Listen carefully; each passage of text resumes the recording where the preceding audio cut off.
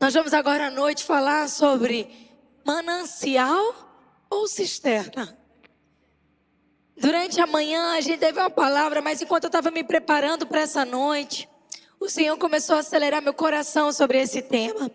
E a base da palavra de hoje está em Jeremias 2:13, que diz o seguinte: porque dois males cometeu o meu povo. A mim me deixaram e abriram mão do manancial de águas vivas. Cavaram cisternas rotas, cisternas que não retêm as águas. E que coisa interessante. Sabe o que significa cisterna rota? Rota significa rachada, partida. Então aqui Jeremias, ele estava trazendo a voz de Deus para o povo de Israel, falando que eles estavam desistindo dos mananciais e cavando cisternas. E essas cisternas eram rachadas. A água, ela sempre foi sinônimo de vida. Você que estudou ciência sabe que o nosso corpo é basicamente água. E que uma pessoa pode passar muito tempo sem comer. Mas se passar 3 dias sem água, a chance dela viver é muito pequena. Então a água em Israel, imagina, Israel, gente, tem um clima extremamente seco. Israel, a sobrevivência depende muito da água, de manancial, de poço, de cisterna. Então essa é uma linguagem que o povo conhecia em Israel. Eles estavam sempre procurando algum lugar com água para ficar perto, porque a água sempre foi escassa naquela região. Não sei se você conhece, mas o sistema de irrigação por gotejamento surgiu em Israel. A gente, inclusive, utiliza ele no sertão nordestino. Em cidades como Petrolina, eles utilizam o sistema de irrigação por gotejamento. E esse sistema foi importado de Israel. Então, por conta da sequidão da terra, eles desenvolveram meios onde tem tubulação e pequenos furinhos. E eles ficam gotejando ali o dia inteiro. Então, isso economiza a água e permite plantação no deserto. E que coisa linda! Então, é uma tecnologia desenvolvida por israelenses. O Senhor vai usar essa realidade aqui, por meio da palavra de Jeremias, para transmitir uma realidade espiritual para a gente. O problema do povo naquela época não era só abandonar a fonte, mas abrir mão da fonte e substituir por algo que era incapaz de sustentá-los. Imagina uma cisterna como se fosse um poço, e esse poço rachado. Chega uma hora que aquela cisterna vai ficar seca. Concorda comigo? Porque de tanto estar rachado, aquela água ia embora. Então Deus está falando para o povo: nossa, vocês, além de abandonar o manancial, vocês cavaram cisternas rachadas. Vocês abriram mão, vocês estão se alimentando de algo que nem contém as águas. Então Israel tinha errado duplamente. Tinha abandonado o manancial e tinha cavado cisterna rachada. E para pensar, a gente tem a tendência de fazer essa escolha, inclusive nos dias atuais. Será que a gente está vivendo de manancial ou a gente está vivendo de cisterna? Será que a gente é um manancial ou a gente virou uma cisterna? Sabe o que esse manancial representa? Representa o nosso relacionamento com Deus. Então Deus não é simplesmente alguém que dá água para mim e para você. A Bíblia diz que Ele é um manancial.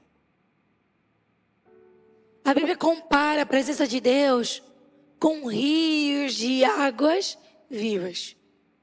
Se você é crente há muito tempo, você já cantou: quero beber do teu rio, Senhor. Sacia-me, lava o meu inteiro.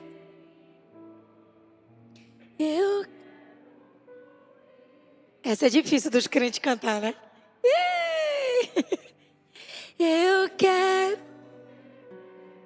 da tua fonte, fonte de águas vivas. Tu és a fonte. Então, olha só, fonte, rio. A Bíblia sempre compara a presença de Deus com algo que tem movimento. O rio começa num lugar, mas ele tem movimento. As fontes, as cachoeiras, elas têm movimento. Então veja só, o manancial, ele é o quê? Inesgotável. Ele é puro. Quando você pensa assim, eu vou buscar isso na fonte. Quando você usa essa expressão, você quer dizer o quê? Que você vai procurar uma formação limpa. Você ouviu isso aonde? Vai buscar na fonte. Então a fonte representa essa pureza, essa limpeza. É algo que está sempre sendo renovado. Então a palavra fala que quem está ligado ao Senhor recebe graça todo dia. Lamentações 3, 22 a 23 declara: as suas misericórdias se renovam a cada manhã em nossas vidas. Então veja só, Deus nunca planejou que os filhos dele vivessem de experiências antigas.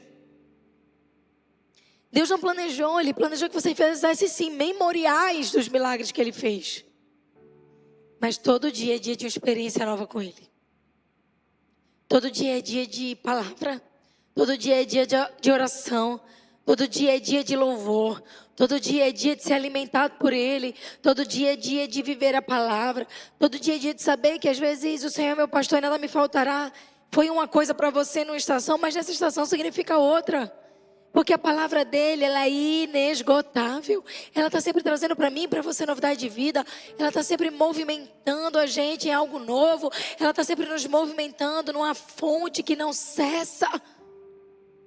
Quantas vezes nós aprendemos a viver de um Deus de antigamente?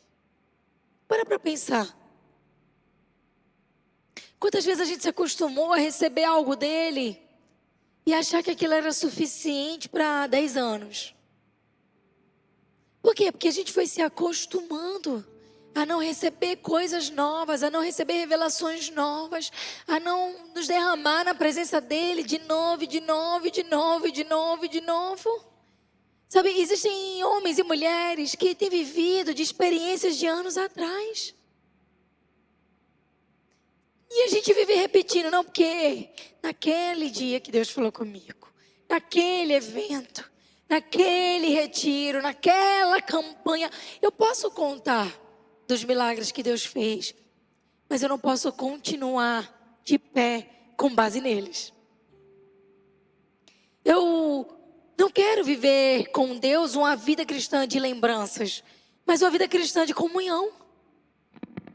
Você já pensou se a gente fizesse isso com os nossos relacionamentos? A gente é amigo, há 5 anos atrás a gente falou no telefone. Não, minha esposa é top. Há 6 anos atrás ela fez um sanduíche para mim. Não, meu marido é gente boa. Há 10 anos atrás ele abriu a porta do carro. E tem aquele meu amigo, ponta firme. A gente vai criando coisas no nosso relacionamento com Deus que a gente jamais admitiria em outras etapas da nossa vida. Não, eu sou um funcionário top. Há 2 anos atrás eu fui o funcionário do mês. Desde então eu não fiz mais nada. Coisas que jamais a gente admitiria em outros lugares da nossa vida. Muitas vezes a gente traz para o nosso relacionamento com Deus. Muitas vezes a gente traz para a nossa vida cristã.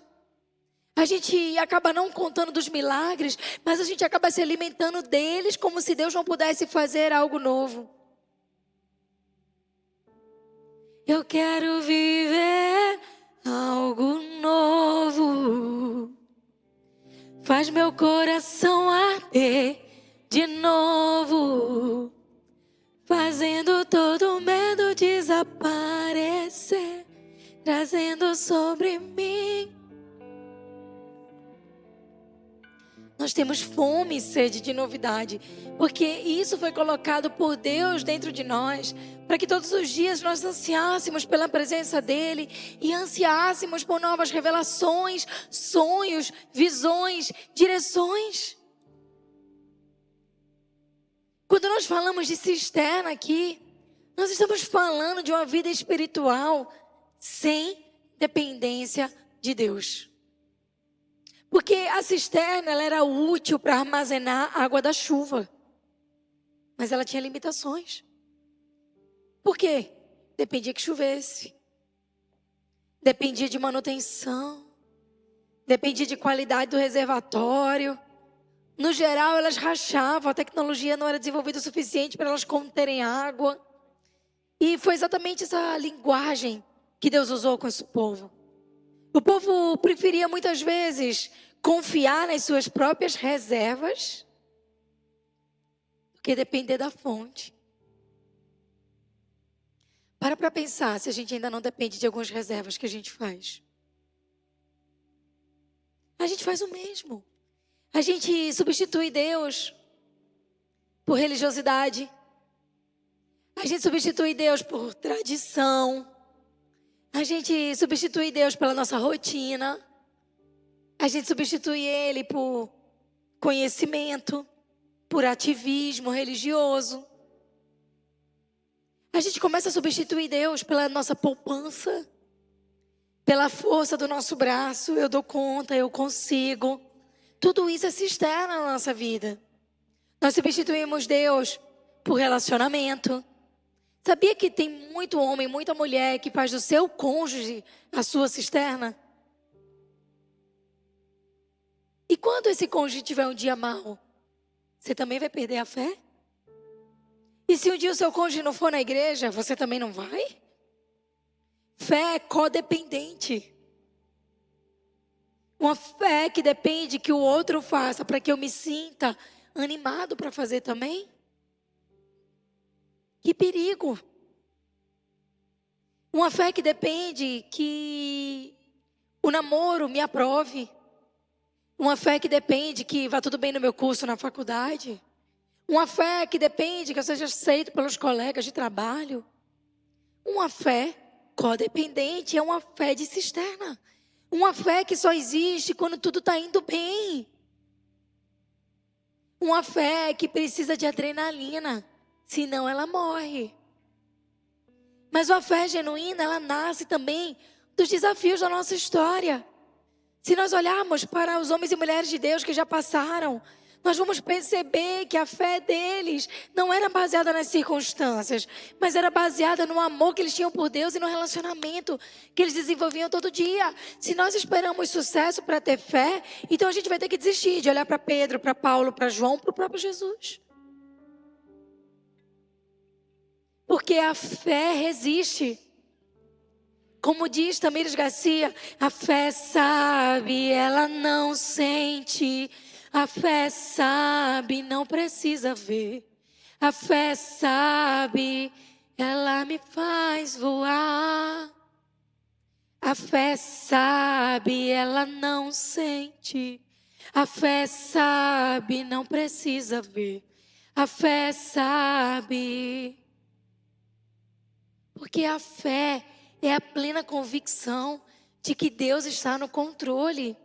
Porque, como diz Hebreus 10, aquele que vem virá e não demorará, mas o justo viverá pela fé.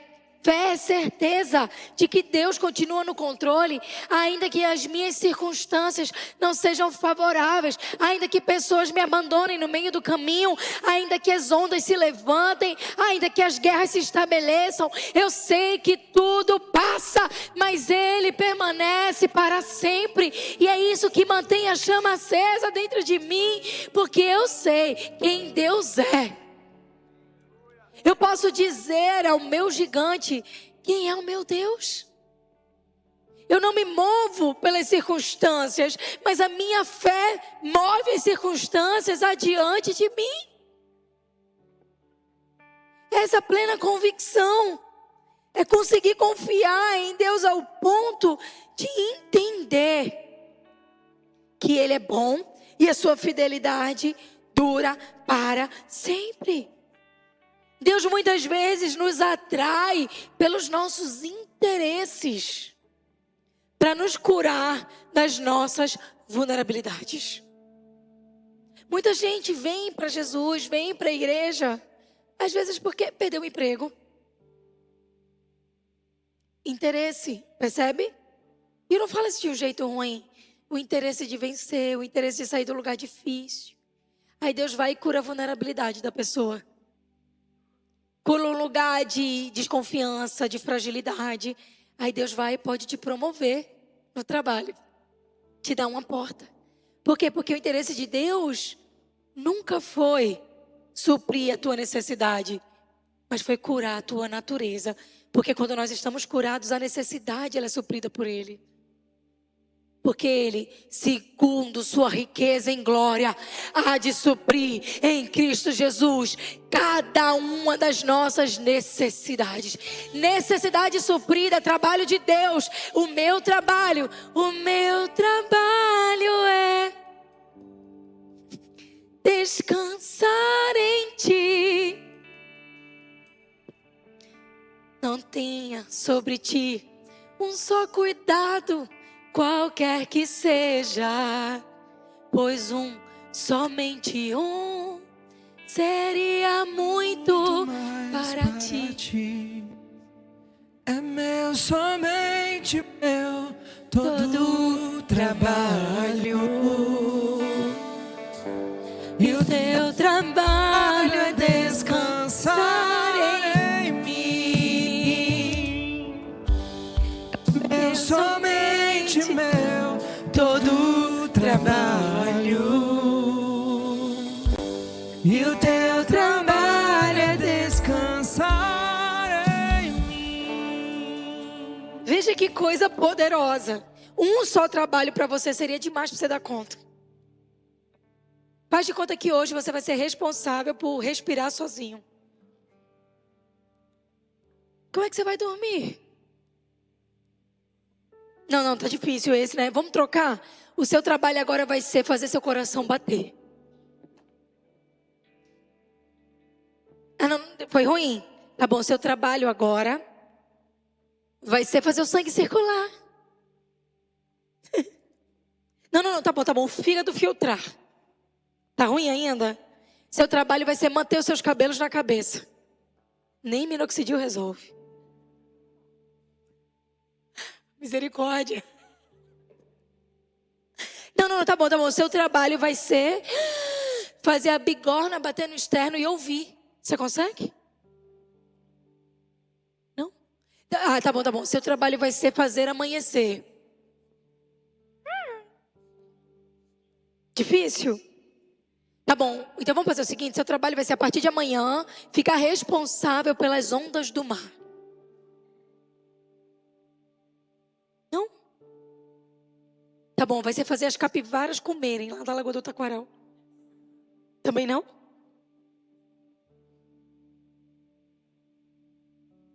Seu trabalho vai ser fazer as pessoas à sua volta permanecerem vivas. Bem-humoradas 24 horas. Não dá? É meu, somente meu, todo trabalho. E o teu trabalho é descansar em mim. É meu, somente meu, todo trabalho. E o teu trabalho é descansar em mim. Pois um só trabalho, qualquer que seja, seria muito para ti. É muito pra gente. É muito pra gente dar conta de nós mesmos. É muito pra gente curar nossa mente cansada. É muito pra gente manter o nosso pulmão abrindo, fechando, trocando oxigênio por gás carbônico. É muito pra mim e pra você manter o cabelo na cabeça, a unha no dedo, a saúde em dia. Tem coisas que não dá conta, então a gente faz a nossa parte, mas o nosso trabalho é depender de Deus o tempo inteiro. Deus te atrai pelo teu interesse, mas Ele vem querer curar a tua vulnerabilidade. Quantos chegam aqui para dizer: Senhor, restaura o meu casamento? Aí Deus vai lá e restaura você, e você restaurado consegue ser um instrumento de restauração do teu casamento. Talvez no teu casamento nunca ouvi perdão, começa a ver. Aí você chega assim, Senhor, eu cheguei aqui, tá uma bagaceira. Vou desistir. Aí Deus mostra para você a coisa mais linda do mundo, que se chama restauração. Você chega assim, Senhor, eu estou chegando aqui porque eu adoeci. Minha mente não para. Eu estou tomando remédio e não resolve. Aí Deus te atrai, porque o teu interesse é ser curado, é ter saúde mental. Aí Deus cura a tua infância. Aí a tua mente começa a entrar em equilíbrio. Deus nos chama pelo nosso interesse, mas Ele cura a nossa vulnerabilidade. Aí o nosso interesse é saciado e curado. Porque uma pessoa curada vai ter frutos. E frutos é o que gera mudança de vida. Porque primeiro começa na raiz, sendo adubada. Começa sendo podada. E aí ela começa a ter vida, ela começa a ter seiva, ela começa a frutificar. Então veja que coisa poderosa.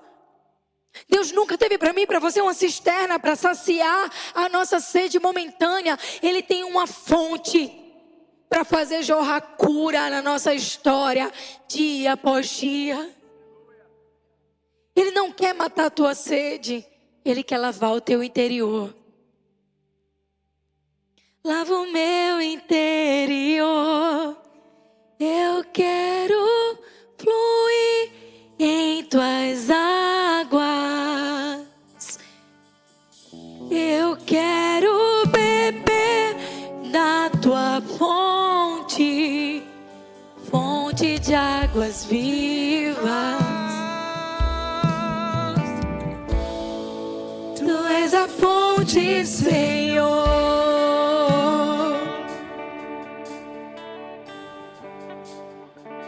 O povo estava preferindo confiar nas suas cisternas.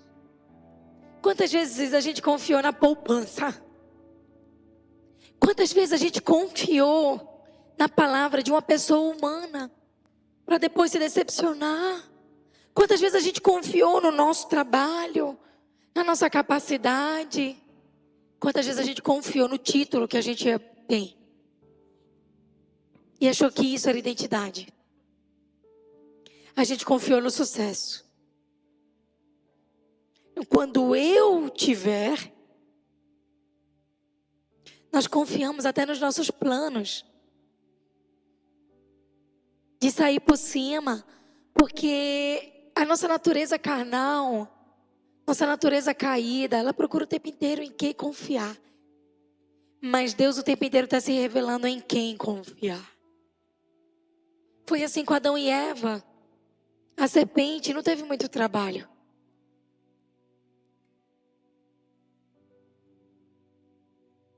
Se você comer, você vai enxergar. Sabe qual era a cisterna de Eva? Ser dona da verdade. E ela chega para Adão. Adão não foi inocente, gente.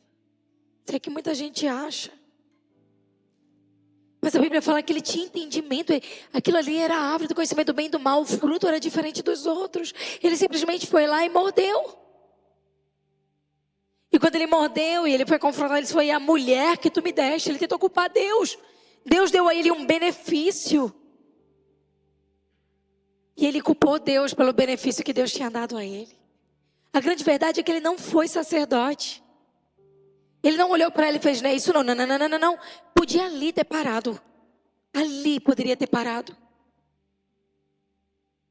Mas ele preferiu correr o risco, porque ele também queria entender.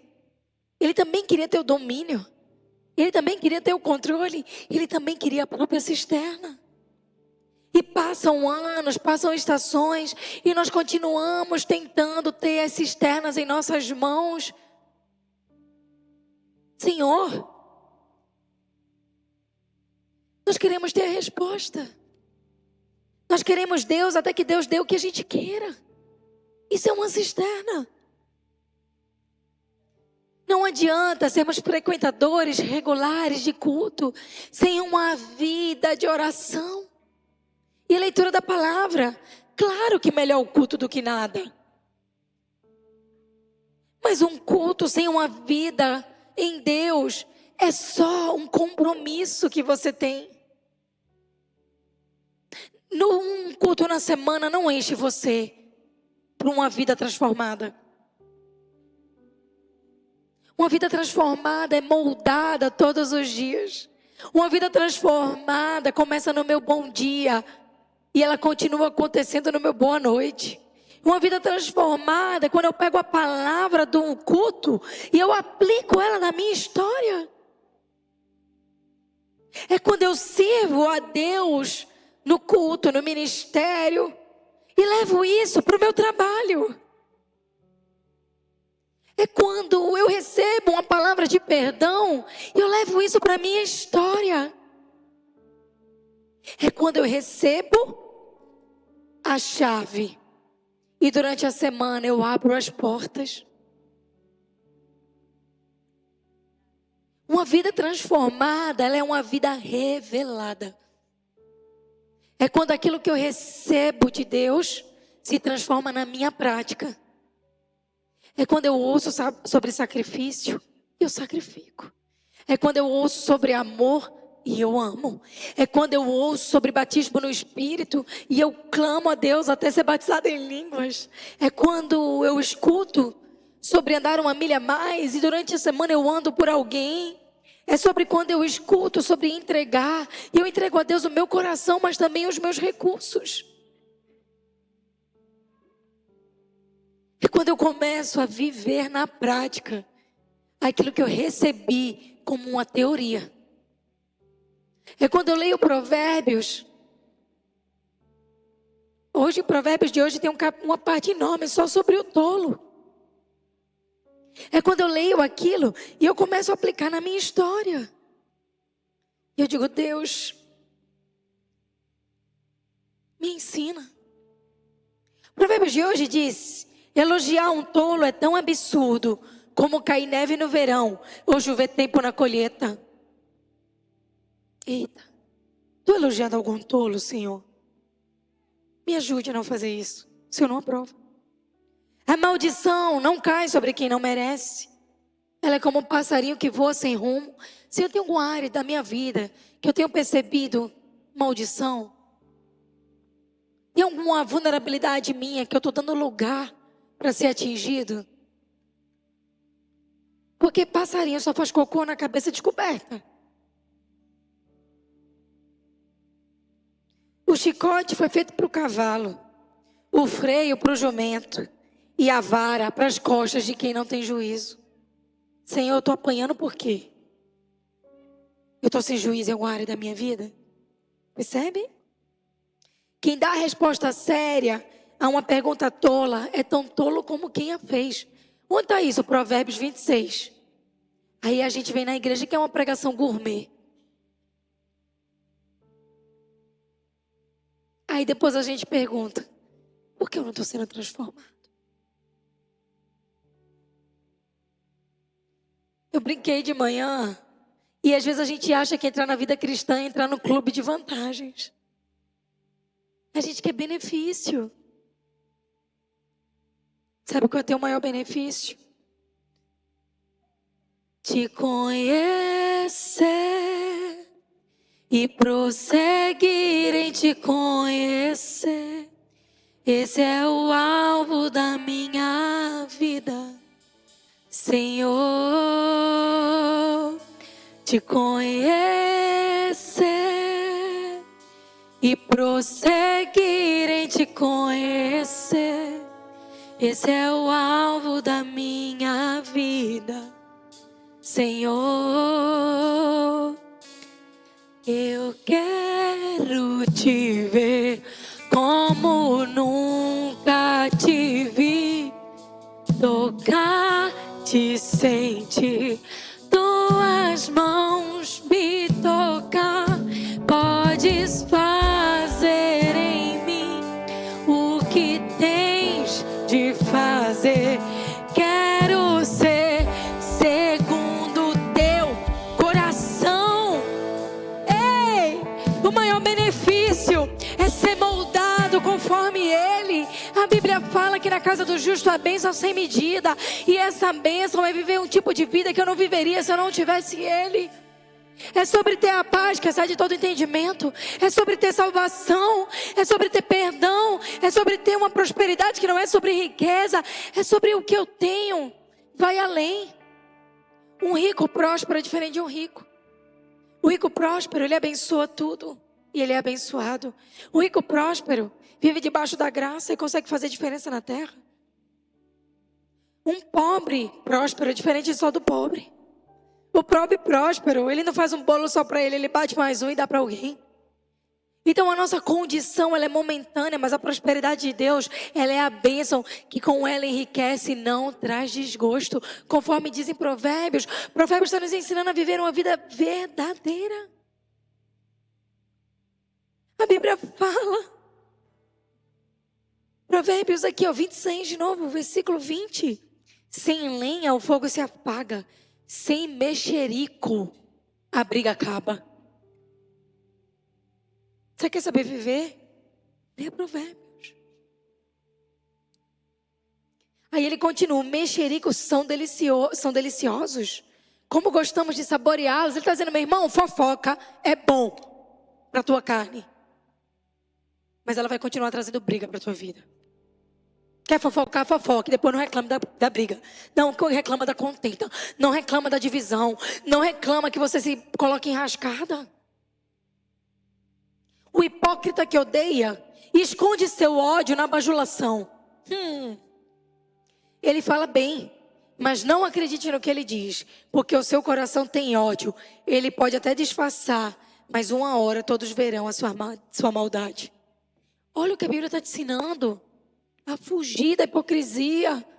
A não acreditar em quem bajula, mas tem ódio no coração. A Bíblia é prática, a Bíblia gera vida e vida em abundância. Entrar no cristianismo não é entrar no clube de benefícios. Entrar no cristianismo é definitivamente ter um manual para saber viver. É aprender a construir uma família de uma maneira saudável, ainda que imperfeita. É aprender a viver em comunidade, gerando vida e não morte. A vida cristã não é a isenção dos desafios, mas é viver os desafios com uma graça que quem não tem em Deus também não possui. Não adianta conhecer os versículos e não conhecer a voz do Espírito. Não adianta participarmos de ministérios, mas não ser alimentados da nossa própria alma. E aqui, eu não falo contra o chamado. Eu falo contra um chamado oco. Onde eu faço uma função, mas não curo o meu coração. Onde eu cumpro uma atividade, mas eu não amo a Deus com todas as minhas forças. E nem ao próximo como a mim mesmo.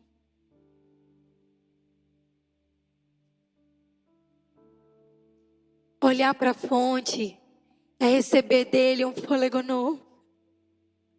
Quantos dias eu me ajoelho diante dele com o coração pesado e eu me levanto cheia da presença. Isso vai mudar a maneira como eu vou tratar o meu marido, os meus filhos. Isso vai mudar a maneira como eu vou olhar para um irmão, para uma irmã em Cristo. Isso vai mudar a maneira como eu vou ter paciência quando eu for injustiçada numa fila. Isso vai mudar a maneira como eu olho para uma pessoa desafiadora. Por quê? Porque eu deixei o peso no lugar certo, nas mãos dele. E eu tomei dele aquilo que ele tem para mim. Que alívio. Tem horas que você não precisa continuar vivendo o dia. Você precisa se trancar no banheiro e dizer, para tudo, eu preciso de 5 minutos contigo, Senhor. Porque mais vale um dia na tua presença, na tua casa, do que 1000 outros em qualquer lugar. Eu preciso de 5 minutos aqui, Senhor, contigo. Eu preciso beber dessa fonte. Eu preciso tirar os meus pés da contenda. Eu preciso tirar os meus pés do medo.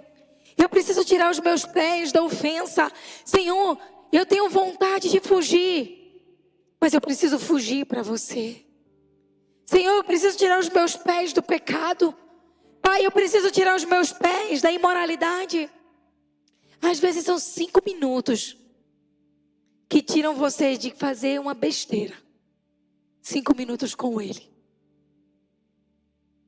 Às vezes são 5 minutos depois de digitar o site errado, que você precisa fechar o computador e correr para a presença dele e dizer: Senhor, não me deixa cair novamente nesse lugar.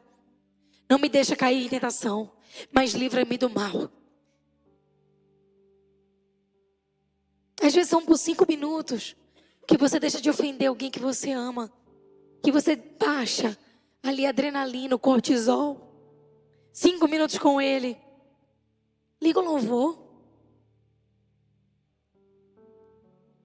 Declara para ele quem ele é na sua vida. Respira.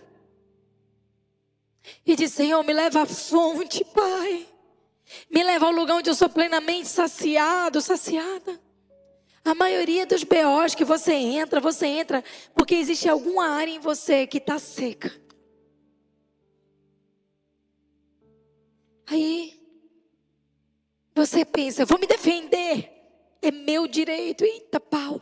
A Bíblia fala: o meu direito está perante ao Senhor. Ele é a minha porção. Ele é a minha herança. Senhor, Tu és a minha porção. Eu não preciso me defender. O Senhor me defende. Eu não preciso me proteger. O Senhor me protege. Pai, a Tua palavra declara que o meu direito está perante o Senhor.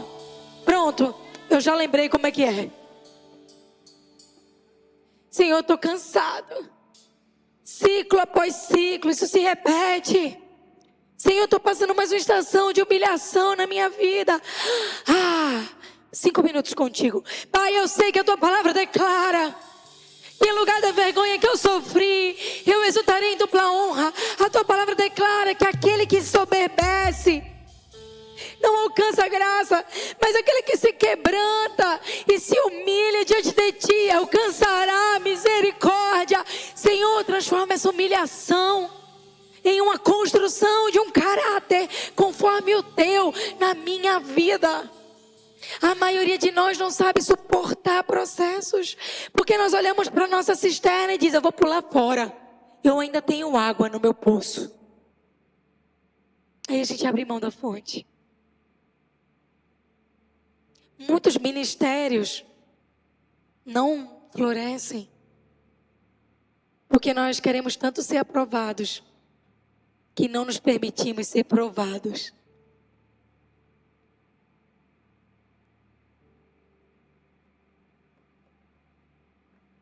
A gente não permite que as pessoas que Deus levantou na nossa vida nos ajustem, nos aliem, digam verdades. Porque a palavra fala que o amigo verdadeiro, ele fere. E quando fala de ferir, não fala de te destruir. Fala de te amar o suficiente para não ter medo de dizer o que você precisa. Amizades genuínas. Então nós não queríamos passar pelo desafio. Na primeira que alguém não reconhece o nosso valor.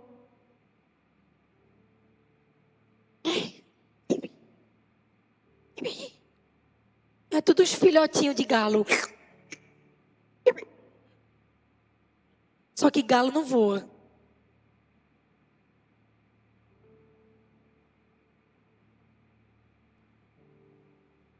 Eu quero ser águia, Senhor.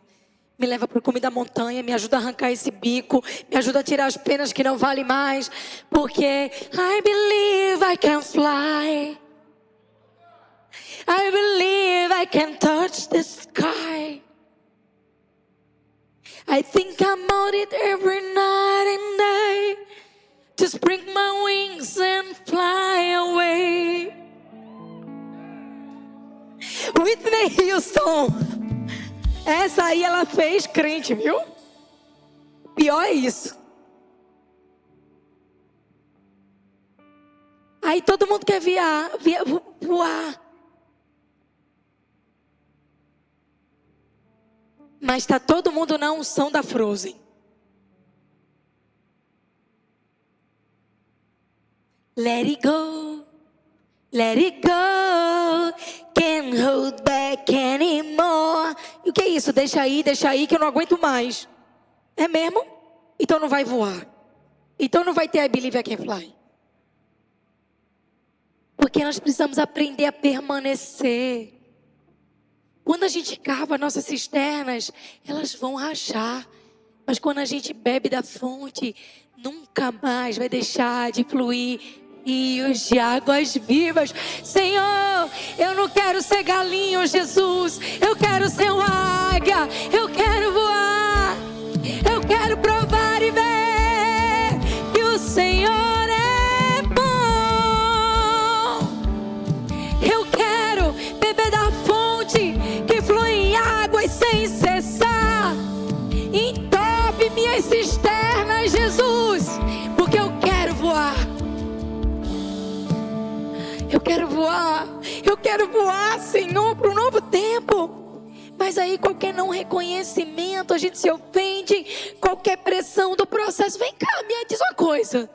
Como que você vai desenvolver caráter se você não pode ser corrigido? Que apego é esse? Meu irmão, o que Jesus manda fazer, eu farei. Não, minha função é essa. Oxente, comprou, foi a carteirinha? Qual é a função que você precisa hoje, Senhor? Eu quero servir onde é mais necessário. É banheiro, eis-me aqui. É púlpito, eis-me aqui. É amar sem ninguém ver alguém, eis-me aqui. É ir no hospital, eis-me aqui. É hoje cuidar de uma criança para que um irmão possa se ver melhor. Enquanto eu cuido do filho dele, eis-me aqui. É fazer uma coisa que eu não sei fazer ainda. Eu vou dar um Google e você vai me encher do teu espírito. Eis-me aqui. O que precisa hoje? Lavar fio empoeirado, eis-me aqui. O que precisa, Senhor? Eis-me aqui. Eu livre estou ao teu dispor. Para onde tu quiseres me enviar. Eu acho que é o time de louvor, quando sabe que sou eu que vai pregar de novo ela. Foi mal, Paulo, foi mal, tá? De novo ela vai ficar cantando, eu não vou saber qual é a música que vem depois. Mas Senhor, eis-me aqui. Envia-me a mim, eis-me aqui, eis-me aqui, eis-me aqui. Eis-me aqui, Senhor. Eis-me aqui. Eu quero ir. Comunidade Ribeirinha, eis-me aqui. Falar para Dondoquinha, eis-me aqui. Se me mandar tatuar, eu vou tatuar também, eis-me aqui. É para eu cortar o cabelo, eis-me aqui. É para ir onde ninguém vai, eis-me aqui. É para ir onde todo mundo quer ir, eis-me aqui. Eis-me aqui, Senhor. Eis-me aqui. Aonde eu posso te servir hoje? E diz que o maior serviço seu é amar alguém que ninguém amaria. Às vezes o seu maior serviço vai ser contar um testemunho morrendo, mas você não gosta de falar no microfone. Às vezes é pegar o teu dom e usar para a glória de Deus, aquele que você se sente confiante. Mas muitas vezes Deus vai fazer isso comigo e com você. Levar a gente para lugares que a gente acha que não vai dar conta. Perdoar o que parece imperdoável.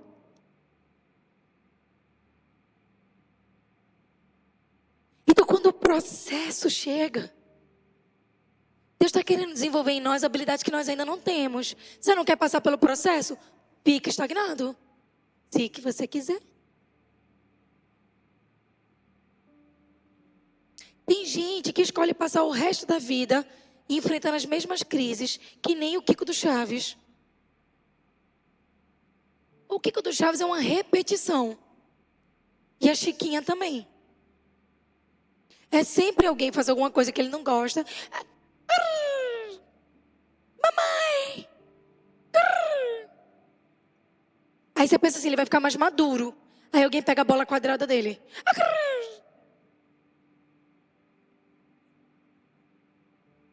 Aí alguém chama a Chiquinha de feia. O resto da vida. Então ela está sempre mudando no mesmo lugar. Dando voltas. Deixa alguém te amar o suficiente para dizer coisas que ninguém teria coragem de te dizer, a ponto de te levar para um novo nível. Eu não quero. Tudo bem. Você não vai se sentir confortável aqui, sinto muito. Que aqui, meu irmão, A gente gosta de ser de verdade. A gente é faca na caveira. A gente é espada nos dentes. A gente é suor, sangue e lágrima. A gente faz mutirão e depois a oração. A gente pega os meninos no colo e vai tudo para a missão. Se for preciso, a gente entra no furgão e roda o Brasilzão, onde Ele nos enviar, mas uma coisa a gente não faz, não olha para Deus e diz não. Então é isso. É dessa maneira que a gente vai construindo o reino de Deus. Um povo que está na fonte, ele não vive de circunstância. Ele vive do movimento dos céus. Sabe, a cisterna, ela até parece cheia. Tem momentos que a cisterna parece cheia, a gente fica, nossa, tá tudo bem. Mas ela não produz água. Cisterna não produz água. Cisterna vive de balde que a gente alimentou no passado. E na hora que você usar água, vai acabar. A cisterna só guarda o que um dia recebeu. Só que ninguém vai sobreviver de estoque espiritual. Um dos maiores enganos cristãos é imaginar que é suficiente uma coisa só. E não se engane, cultos são importantes, muito. A palavra fala que tem coisas que Deus faz na igreja. Ele instituiu a igreja. Não fui eu nem você. Eu não queria ser pastora de igreja não, viu? Eu estou aqui porque eu decidi que eu não ia ser galo, eu ia ser águia. E eu decidi que eu não ia dizer não para ele.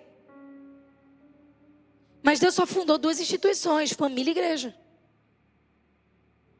O resto Ele dá inteligência para a gente criar. Mas a Bíblia diz que Ele estabeleceu a igreja. E as portas do inferno não prevalecerão contra ela. Tem guerras que a gente não vence sozinho, a gente vence como comunidade. Os africanos dizem Ubuntu. É necessário a comunidade inteira para criar uma criança. Senso de pertencimento, senso de comunidade. Então, conferência é importante, congresso é importante. Mas nenhum pode substituir a busca diária. Sabe, vocês construíram algo tão poderoso nesse final de semana, jovens. Não deixe isso se apagar. Não deixe. Amanhã, meu irmão, Bíblia. Leia a Bíblia e faça oração. Leia a Bíblia e faça oração. Se quiser crescer. Quem não ore a Bíblia, Bíblia não lê. Não adianta. Você não pode pegar o que você recebeu e guardar na cisterna. Pegue o que você recebeu e leve para a fonte. Para que isso multiplique. Assim como ninguém come uma vez por semana. Já pensou? Pegar um desses adolescentes. Miguel, 1 semana sem comer.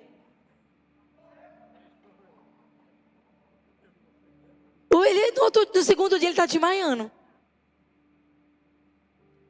Metabolismo rápido, em fase de crescimento. Diz que o Pedrão até desmaiou quando ele foi pro Forja. Que ele foi comer batata, ele ali com os 2 metros dele de altura. Estava desmaiando na trilha, coitado. Não deu conta. Né? Foi não, meu filho? Foi não, bichinho. Foi, meu filho, eu sei que foi. Mas que você foi resgatado de quadriciclo. Eu tô achando que você fez isso intencionalmente.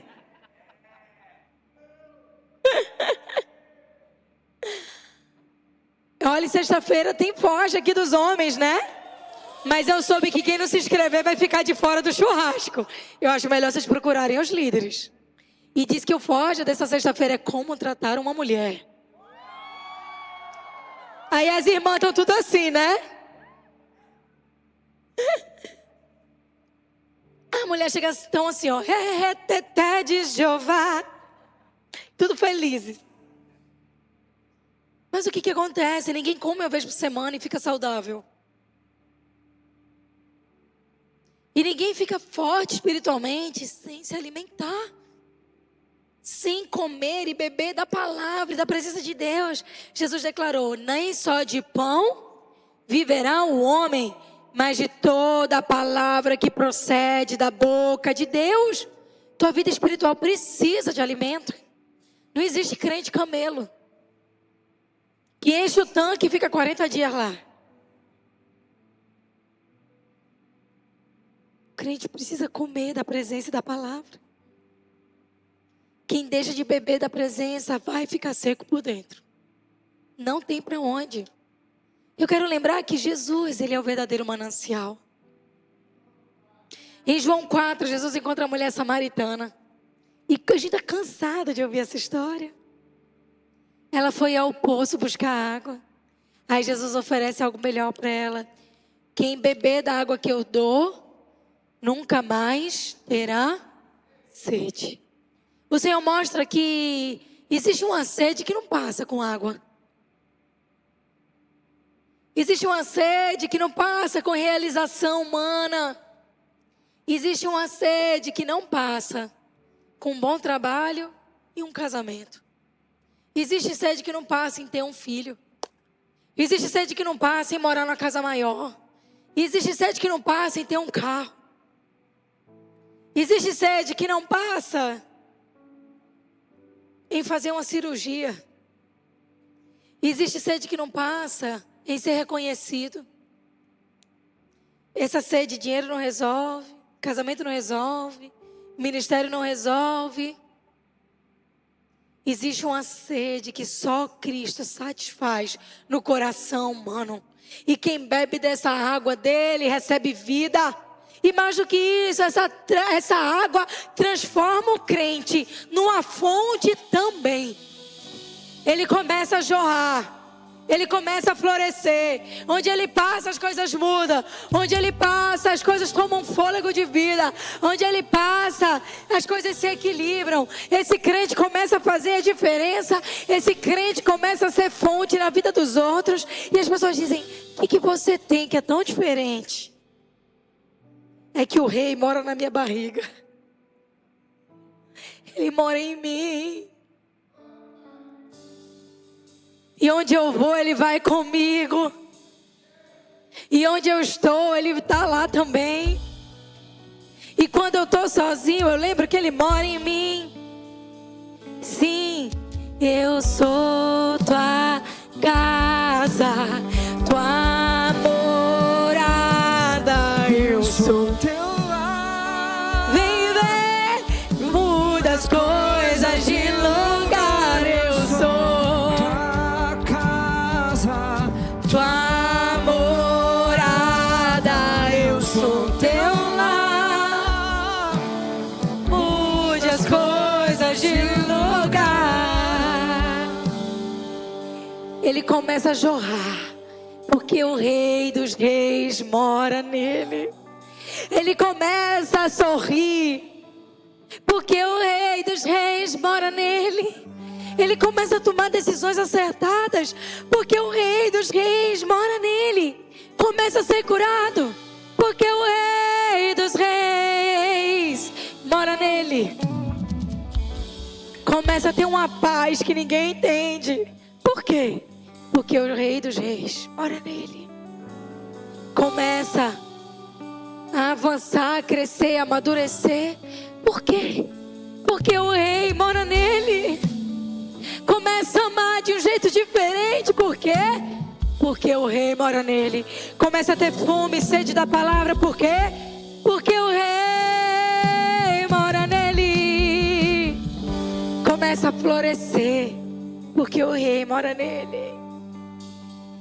Porque quem está conectado na fonte começa a ser uma fonte para os outros. Você liga para essa pessoa está assim, ó. Está no olho. Você senta para conversar com essa pessoa. Ela não fala de ninguém, ela fala dos projetos de Deus.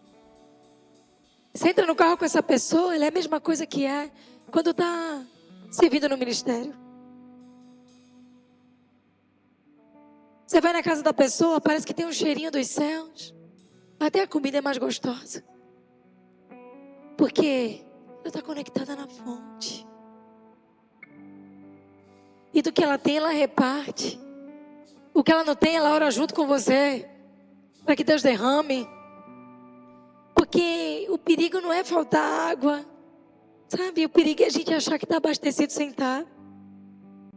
É quando a gente acha que está tudo bem. Minha cisterna está cheia. Eu pareço espiritual.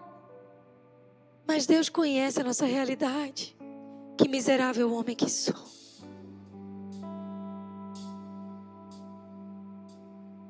Senhor, dá-me mãos limpas e um coração puro.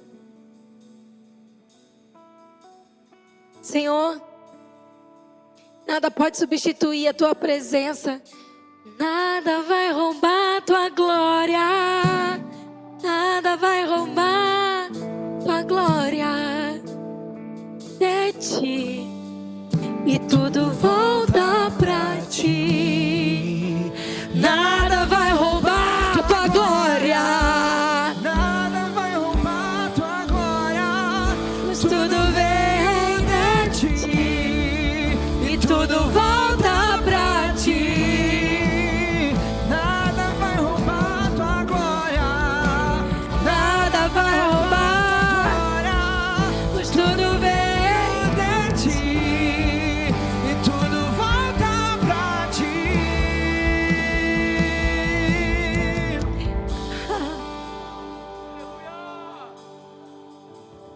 Aleluia.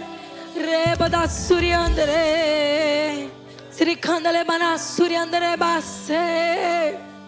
Nada vai roubar tua glória. A glória é dele e volta para ele. Ele é a fonte, ele é o manancial inesgotável, imensurável.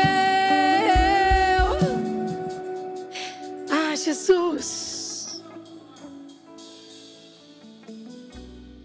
Nunca podemos trocar o eterno pelo temporário.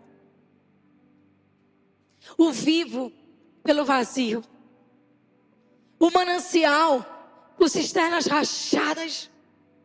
Deus continua chamando a gente de volta todos os dias. Não para um ritual, não para um protocolo, não para uma função, mas Ele continua dizendo o que Ele diz em João 7,37. Se alguém tem sede, venha a mim e beba.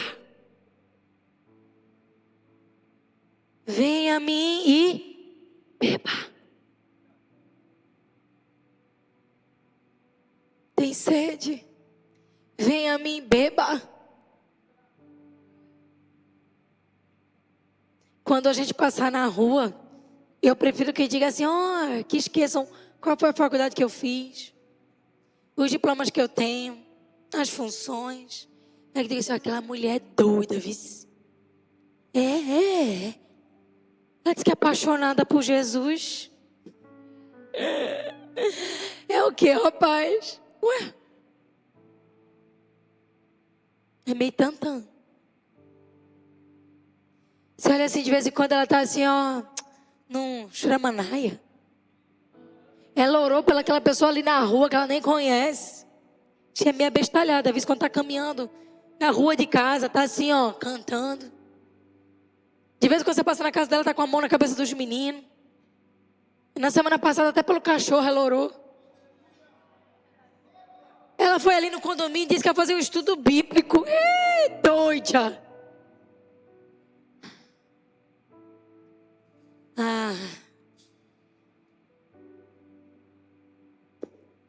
Que quando lembrarem de mim, digam, lá vai uma apaixonada por Jesus. E quando os meus filhos forem lembrar de mim, lembrem dos louvores da madrugada. De uma mãe chorando, babada, catarrada no chão. Que amou eles tão loucamente como amou Jesus. Que ensinou a eles sobre a verdade. Que o meu marido, quando se lembrar, diga, meu Deus, ela ficava orando, eu ia contar um negócio para ela. E ela estava ungindo a casa.